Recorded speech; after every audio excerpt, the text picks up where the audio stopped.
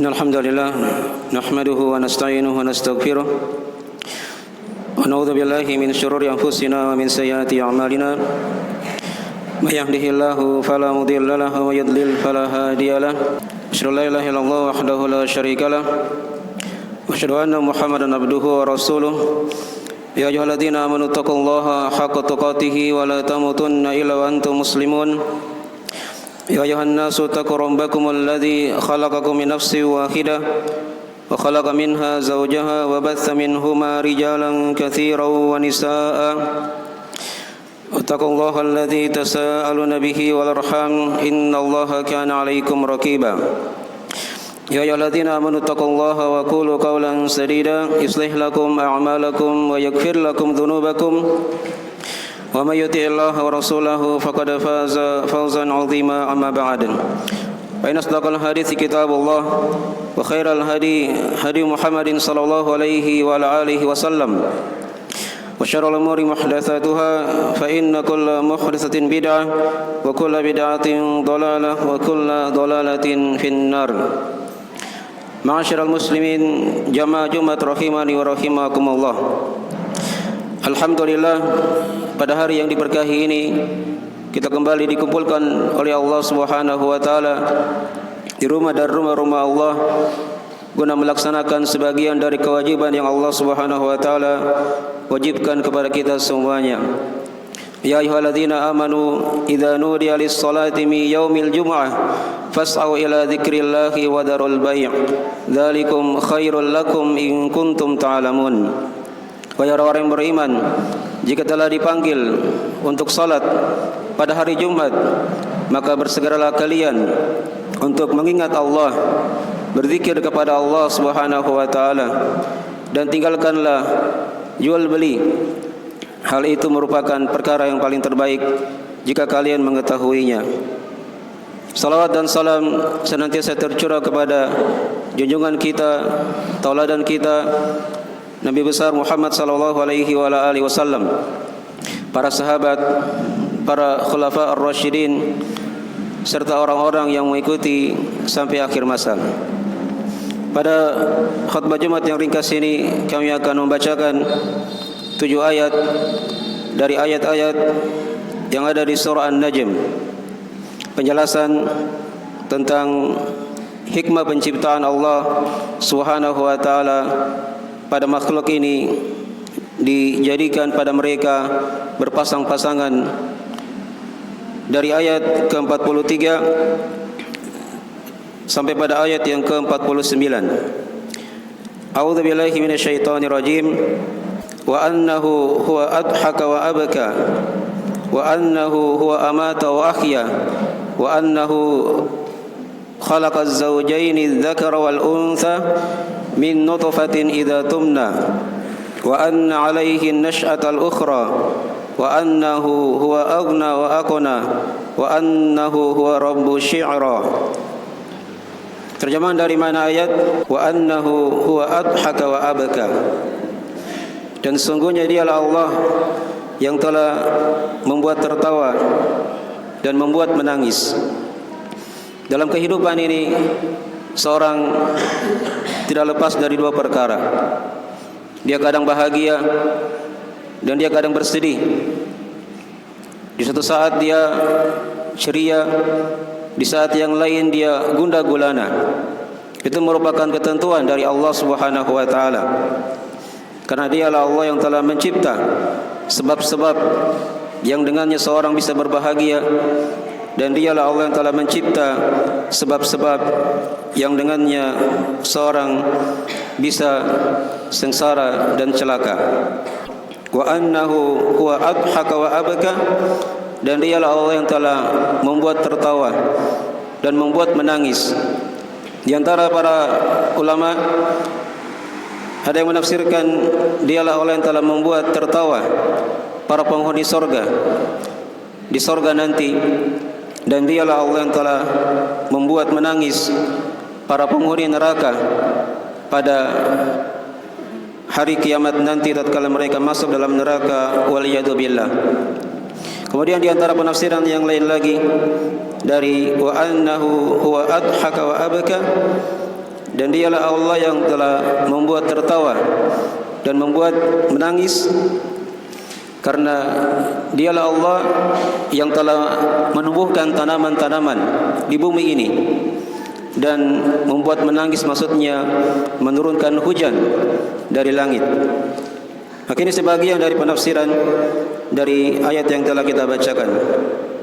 Wa annahu huwa amata wa ahya, dan sesungguhnya dialah Allah yang mematikan dan menghidupkan. Di antara penafsirannya dari para ulama, maksudnya dialah yang mematikan manusia dari kehidupan dunia ini, dan dia akan dihidupkan kembali pada hari kiamat nanti. Pada hari kiamat nanti. Karena alam dunia ini merupakan alam sementara. Setelah alam dunia ini ada alam kubur, dan setelah alam kubur ada negeri akhirat. Ada negeri akhirat. Ada 5 alam yang pasti manusia itu melewatinya. Yang pertama adalah alam ruh yang sudah kita lewati. Kemudian yang kedua ada alam kandungan yang sudah kita lewati juga tatkala kita berada di perut ibu. Kemudian alam yang ketiga, inilah alam dunia pada hari ini. Dan alam yang keempat ada alam kubur, karena setelah kematian ada alam kubur. Dan setelah alam kubur ada alam yang kelima, yaitu alam akhirat. Maka dikatakan di ayat yang telah kita bacakan, wa annahu huwa amata wa ahya, dan sesungguhnya dialah Allah yang mematikan dan menghidupkan, mematikan manusia dari kehidupan dunia ini, dan dia akan dihidupkan pada hari kiamat nanti agar dia dihitung dan dihisab oleh Allah Subhanahu wa taala tatkala dia kembali kepada Allah Subhanahu wa taala. Kemudian diterangkan di ayat setelahnya, wa annahu khalaqaz zawjaini dzakara wal untha, dan sesungguhnya dialah Allah yang telah mencipta 2 pasang laki-laki dan perempuan. Min nutfatin idza tumna, dia mencipta 2 pasang laki-laki dan perempuan dari nutfah jika dia terpancar dari setetes air yang hina yang dia dipancarkan. Wa anna alaihi nash'atal ukhra, dan sesungguhnya atas Allah ada kehidupan yang lain lagi, ada kebangkitan yang lain. Itulah alam akhirat. Karena surah yang kita bacakan ini dari surah An-Najm tentang penetapan hari kebangkitan yang diingkari oleh orang-orang musyrikin di masa Nabi sallallahu alaihi wasallam. Kemudian ditutup ayatnya dengan wa annahu huwa aghna wa aqna wa annahu huwa rabbus syi'ra, dan sesungguhnya dialah Allah yang memberikan kekayaan dan kecukupan, dan sesungguhnya dialah Allah yang mencipta bintang syi'ra. Asy-syi'ra dia merupakan nama dari satu bintang yang ada di alam semesta ini. Dikhususkan namanya oleh Allah Subhanahu wa taala karena orang-orang di masa dahulu dari kaum musyrikin, mereka ada di antaranya yang menyembah bintang. Maka diterangkan di ayat ini bahwasanya bintang itu dicipta oleh Allah Subhanahu wa taala. Tidak boleh dia diibadahi, karena yang diibadahi itu hanyalah Allah Subhanahu wa taala, tidak ada syarikat baginya.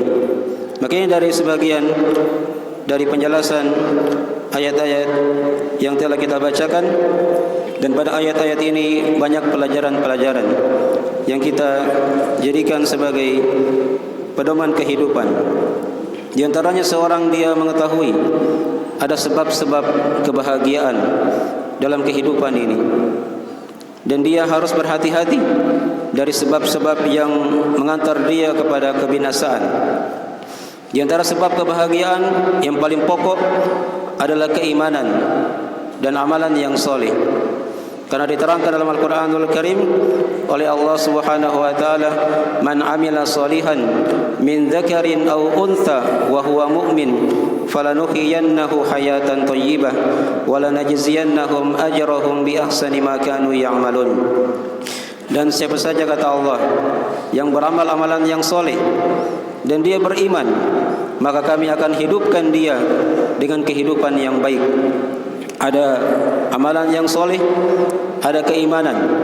Ini merupakan sebab-sebab kebahagiaan kehidupan dunia, kebahagiaan kehidupan alam barzah, dan kebahagiaan pada hari kiamat nanti.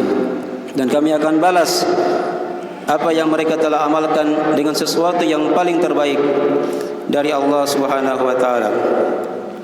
Kemudian lawan dari sebab kebahagiaan tersebut ada sebab-sebab yang mengantar kepada kecelakaan, kepada kebinasaan. Tatkala seorang dia tidak beriman kepada Allah atau dia ingkar kepada Allah Subhanahu wa taala dan dia tidak mempunyai amalan yang soleh yang dia akan persiapkan untuk menghadap Allah Subhanahu wa taala pada hari kiamat nanti. Orang-orang yang beriman dan beramal soleh, mereka lah sebaik-baik makhluk. Diterangkan oleh Allah dalam surah Al-Bayyinah, "Innal ladzina amanu wa 'amilus shalihat ulaika hum khairul bariyah." Sungguh orang-orang yang beriman dan beramal soleh, mereka lah sebaik-baik makhluk. Dan sebaliknya, orang-orang yang kafir kepada Allah dikatakan, "Innal ladzina kafaru min ahlil kitabi wal musyrikin fi nari jahannam khalidina fiha ulaika hum syarrul bariyah." Sungguh orang-orang yang kafir dari ahli kitab dan kaum musyrikin, tempat mereka dalam api neraka jahanam, mereka kekal selama-lamanya, dan mereka itulah sejelek-jelek makhluk. Mereka itulah sejelek-jelek makhluk. Maka hendaknya kita senantiasa bersyukur kepada Allah Subhanahu wa taala karena dimudahkan untuk beriman kepadanya dan beramal amalan yang soleh. Dan kita berdoa kepada Allah semoga kita dijauhkan dari berbagai macam sebab-sebab yang mengantar kepada kecelakaan, kebinasaan. Innahu waliyadzalika wal qadiru alaih. Aku qouli hadza kama tasma'un, astaghfirullah li wa lakum wa lisairil muslimina min kulli dzamb, innahu huwal ghafurur rahim.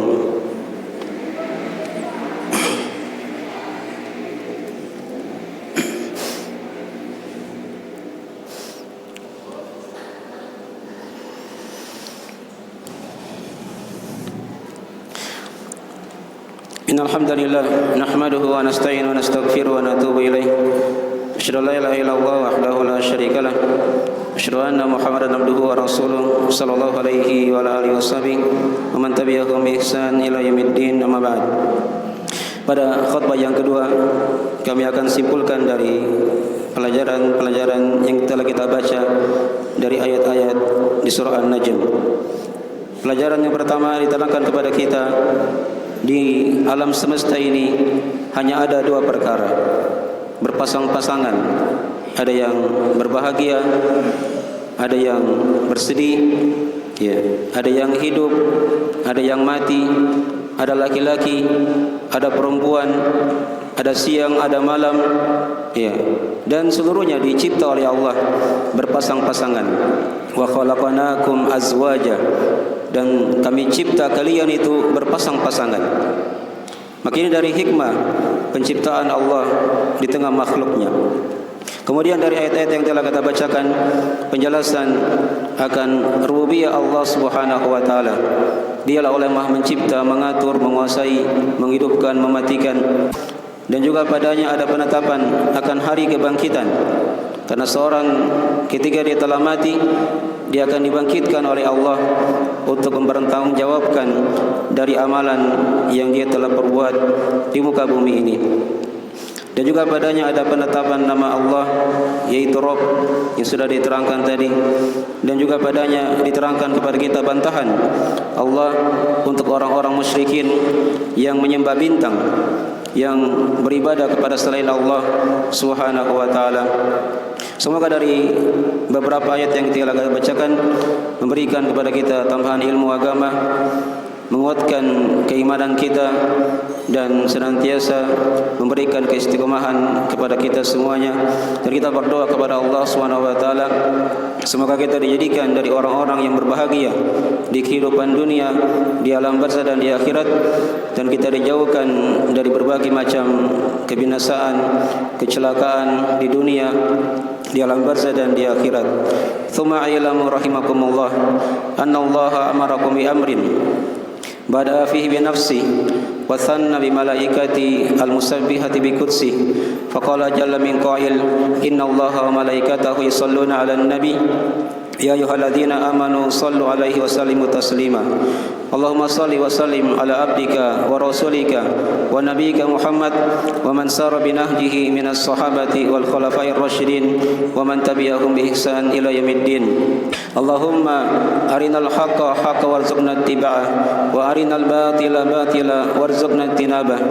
Allahumma aminna fi awtanina wa aslih a'immatana wa ulata umurina waj'al hadzal balada baladan amina mutma'inna wa sa'ira biladil muslimin. Allahumma taqabbal minna innaka antas samiul alim wa tub alaina innaka antat tawwabur rahim.